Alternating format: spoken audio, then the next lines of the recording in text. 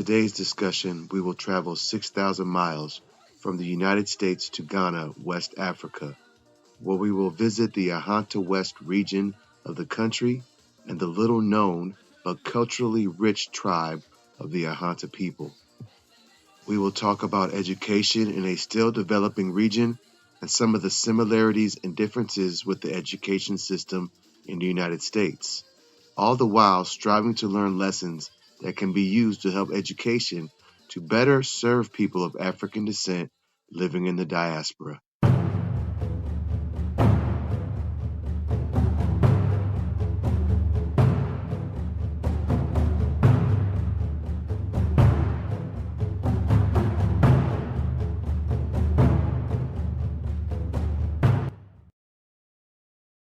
Otumfor Baidoo Bonsoe XV is the direct descendant of Otumfor Baidoo Bonsoe II, the storied king of Ahanta land, and who the first school I visited is named for.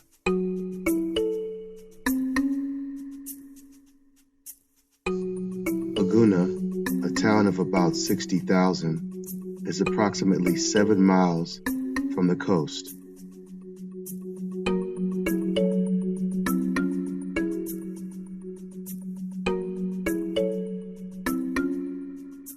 In 2006, Ghana had about 1.4 million children that did not go to school. So in 2015, the country spent 8% of the GDP on education. Currently, 90% of children go to school. Ghana uses a 6-3-3 system. Primary school students starting around age 6 go to primary school for 6 years.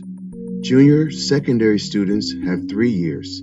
And then senior secondary students have 3 years. When you get to university, it's usually a 4-year program.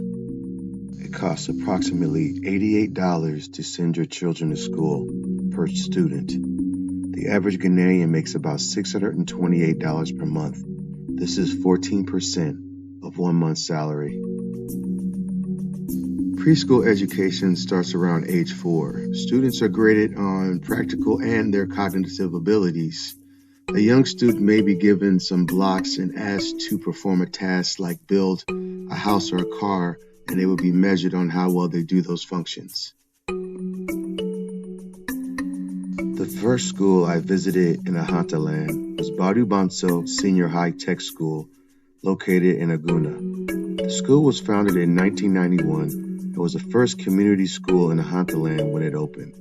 The school now has 2,000 students, but originally started with 3 programs: general arts, technical, and agriculture, science, visual arts, and business, as well as home economics have since been added.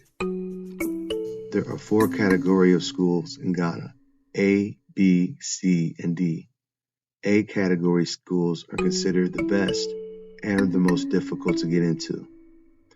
The school I visited, Baidoo Bonsoe Senior High School, is considered a C category school, but it is the best in the C category. Students have the opportunity to choose their pathway and the flexibility to change their pathway at a later time. Rather than receiving credits like in the United States, students must be able to read 8 subjects in every pathway. 4 of those subjects are mandatory for all pathways. From the age of 4, students are evaluated on their cognitive and practical recall abilities. Some pathways are more practical, while others focus on cognitive abilities. When Baidoo Bonsoe Tech initially opened, agricultural was a primary pathway. As time has passed and resources have dwindled, employment in agriculture pathway has seen a sharp decline. The trend away from the agricultural pathway has been amplified by the use of agricultural practices such as clearing brush as a punishment for poor class behavior. Although use of clearing as a deterrent for bad behavior seems to work, as there was only 1 student being punished during my visit, it makes agriculture a punishment, which can have long-term negative effects on students.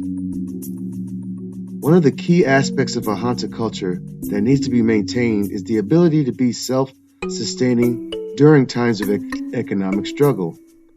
Being able to grow your own plantains, coconuts, yams, pineapples, mangoes, and natural medicines, among other things, allows the individual or family to have a consistent food source.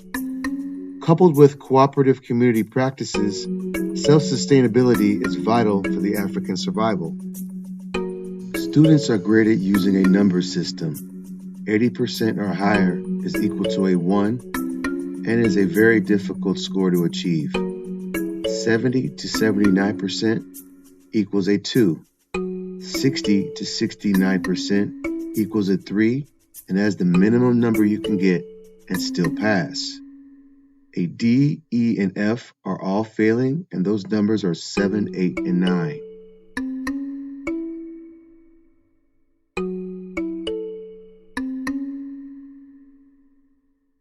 The school is also graded not just on current student GPA, but also on what former students do in secondary education. It's important to get a high grade from former students as it affects which category your school is placed.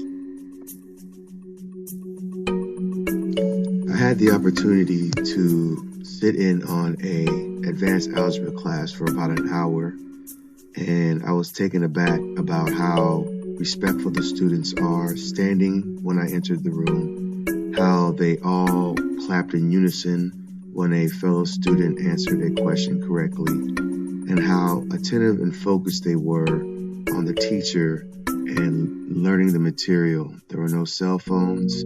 Everyone was set up and paying attention. It was interesting to watch.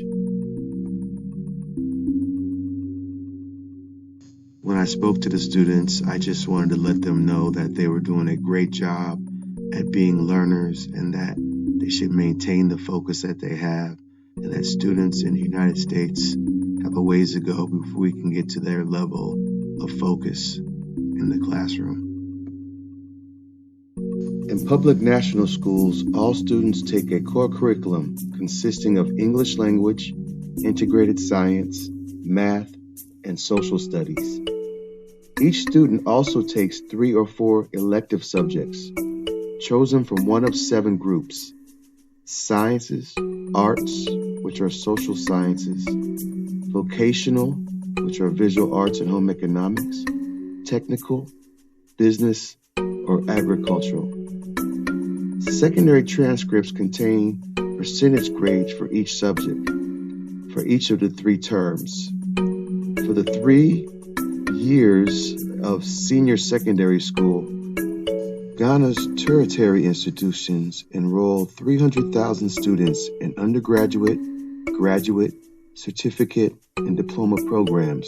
140 accredited institutions, public and private, offer 4-year degrees. Although education is key, there has to be a balance between education and basic survival skills. Most people in Ghana have basic skills with their hands. They can either farm or build things. And this cannot be lost in the quest for technology or learning how to use technology. That's one of the lessons that can be drawn from the students in Africa.